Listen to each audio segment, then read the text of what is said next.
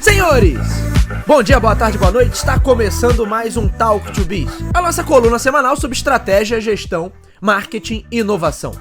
O meu nome é Bruno Garcia, eu sou professor e profissional na área de marketing e business, e aqui você já sabe, toda semana a gente traz um tema novo a respeito do mundo dos negócios, mas também a gente faz comentários sobre notícias e acontecimentos que podem ter um impacto na sua empresa, no seu planejamento estratégico ou na sua carreira. Lembrando sempre que esse podcast está lá disponível em talktobiz.com ou talktobiz.com.br. Lá você encontra o feed do nosso podcast, além das atualizações em nosso blog, então sempre vale a pena dar uma olhada no conteúdo que a gente produz por lá. É claro que você encontra o Talk to Biz nas principais plataformas de podcast da atualidade. Basta buscar por Talk, o número 2, e Biz, que você vai encontrar o nosso feed.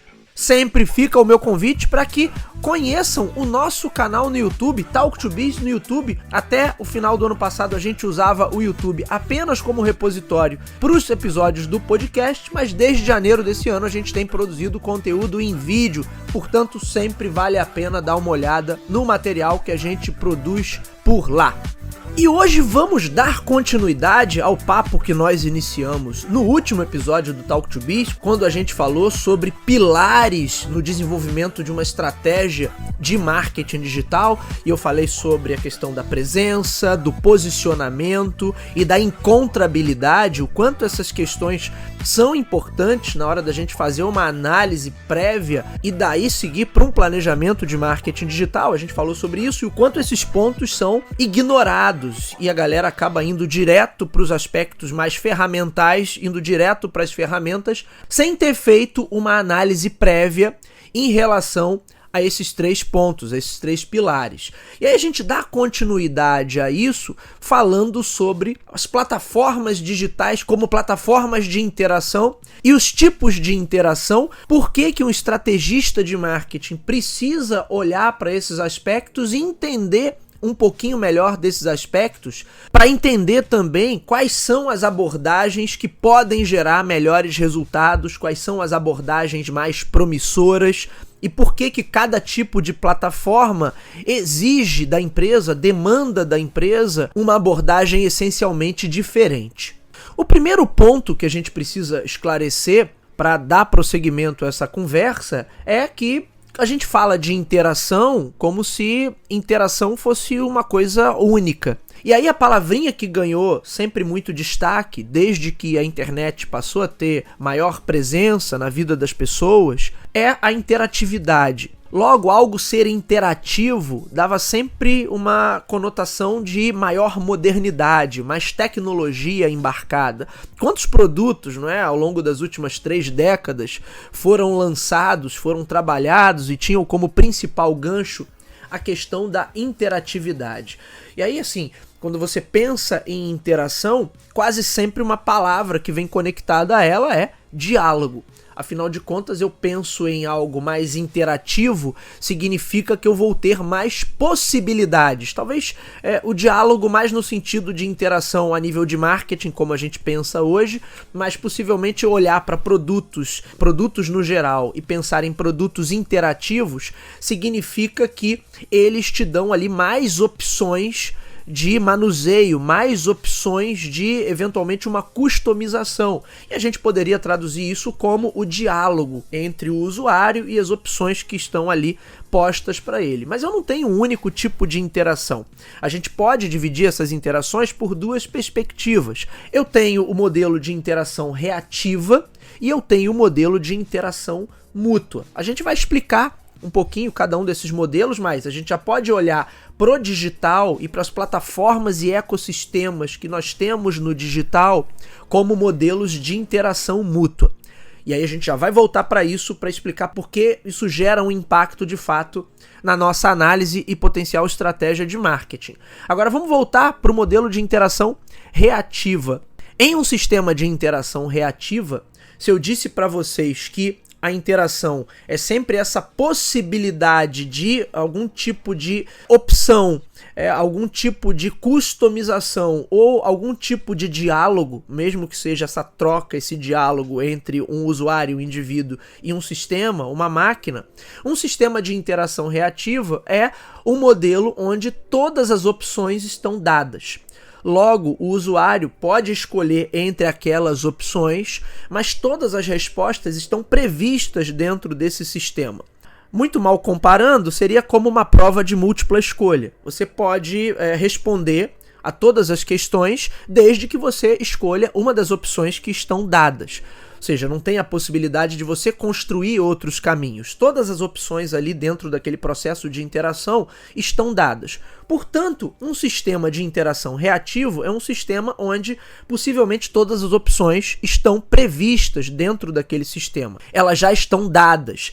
Se eu pensar numa televisão tradicional, não numa Smart TV, mas no modelo de TV tradicional, eu tinha ali algumas opções de canais, tinha algumas opções de configuração de imagem, então eu poderia mexer em brilho, nitidez, contraste, por aí vai.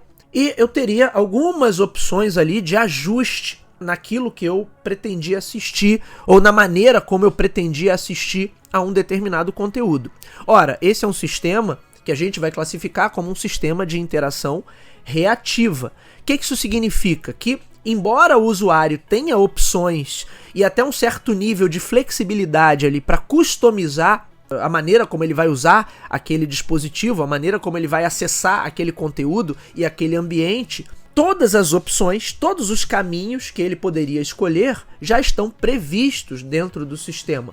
Logo, numa TV tradicional, você só pode assistir aos canais que estão ali previstos naquele aparelho. Da mesma forma, qualquer tipo de configuração que você faça ali tem também uma limitação. Você pode configurar a imagem dentro das opções que são colocadas ali pelo fabricante. Então, esse é um sistema de interação reativo justamente porque todas essas opções estão dadas. Por isso eu fiz a analogia um pouquinho antes com uma prova de múltipla escolha. Você pode escolher ali a resposta, agora você não pode propor um novo caminho, você tem que ir obrigatoriamente para uma das opções que já foram dadas por quem elaborou aquele sistema. O modelo de interação mútua, ele já é diferente. A interação mútua parte de um princípio de que os caminhos não estão dados e as respostas podem ser imprevisíveis. Portanto, dentro de um sistema, eu tenho várias opções ali para escolher, eu tenho vários caminhos a seguir, eu tenho um alto grau de flexibilidade e de possibilidade de customização de como eu vou usar aquilo ali, como eu vou consumir aquele conteúdo, já falando aí mais de plataformas de mídia, já que o nosso papo aqui tem a ver com marketing, não é? Só que as respostas não são previsíveis. As respostas não estão todas dadas, já pré-programadas dentro daquele ambiente.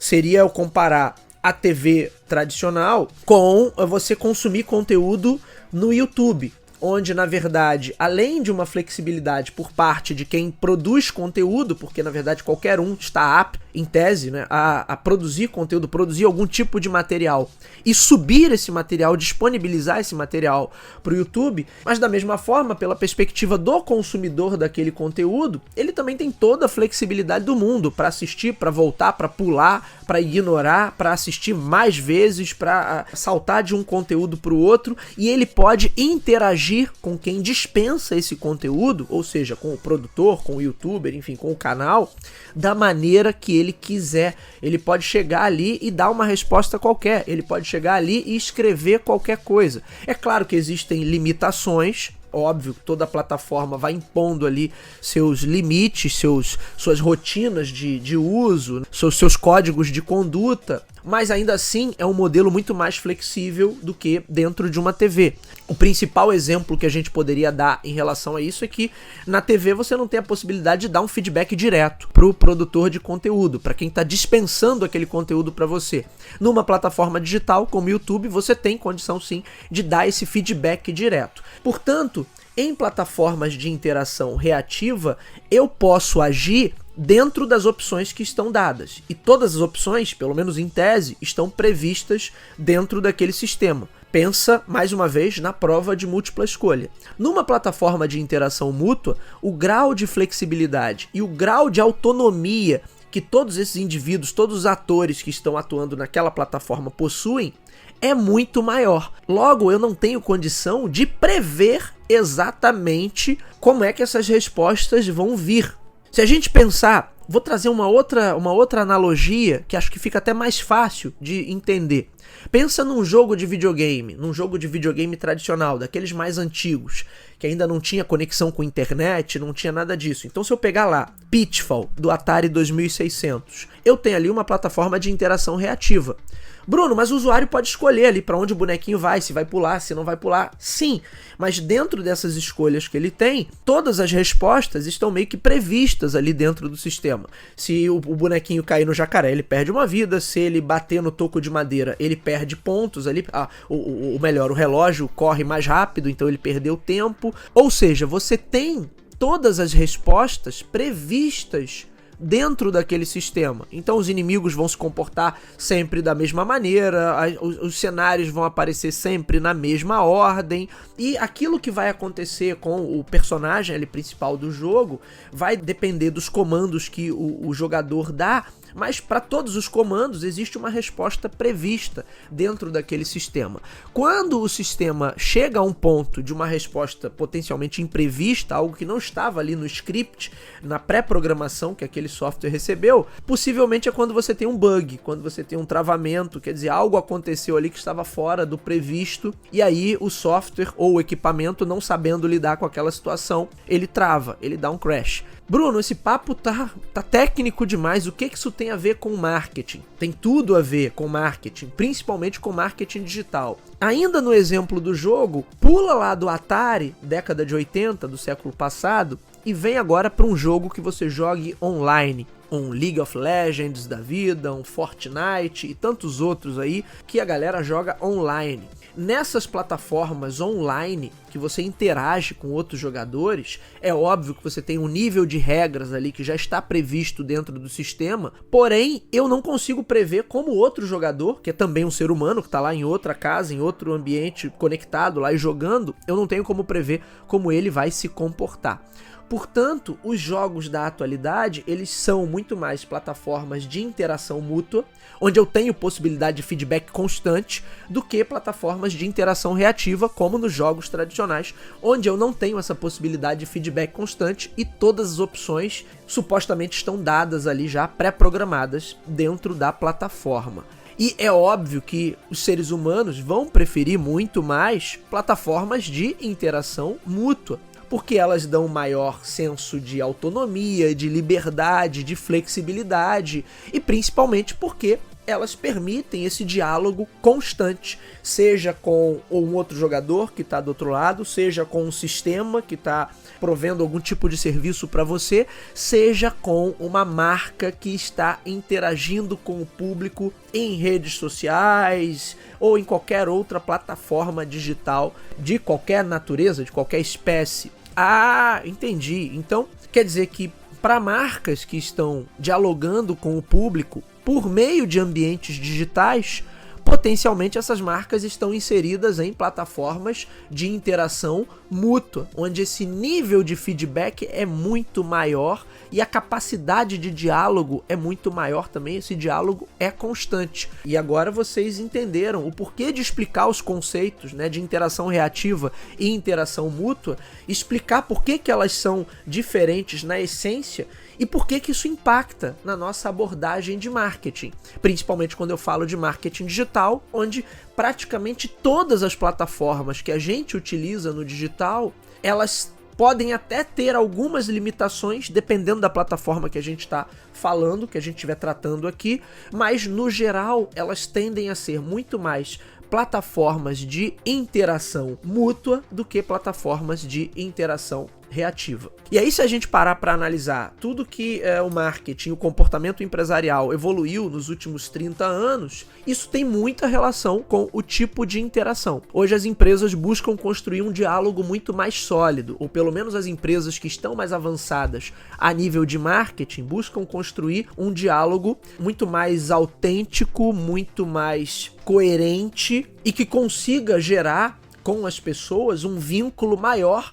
que apenas o vínculo transacional, como sempre foi o objetivo. Isso não é simplesmente porque as empresas acordaram e olha, agora é melhor que a gente esteja mais próximo do consumidor.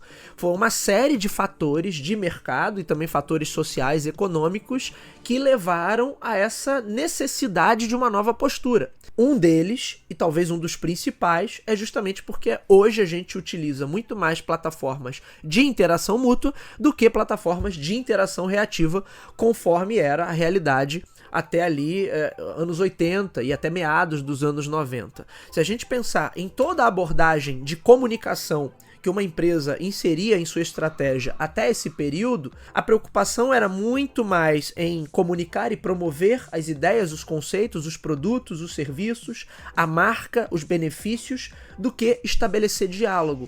Hoje, quando você monta um planejamento de comunicação de marketing, há uma preocupação sim, e ela é super importante de você de fato estabelecer não só um, mas inúmeros canais de diálogo, porque em cada uma dessas plataformas digitais, como cada uma possui a sua prerrogativa, a sua característica mais proeminente e acaba levando a um tipo de abordagem, um tipo de comportamento de consumidor também diferente, significa dizer que em muitas situações eu preciso estabelecer uma abordagem diferenciada ou uma abordagem, talvez não 100% diferenciada, mas uma abordagem que seja apropriada para cada canal, em cada plataforma onde a minha marca estiver disponível. Isso muda consideravelmente tudo que a gente sempre fez historicamente a nível de abordagem de comunicação para como a coisa é feita hoje.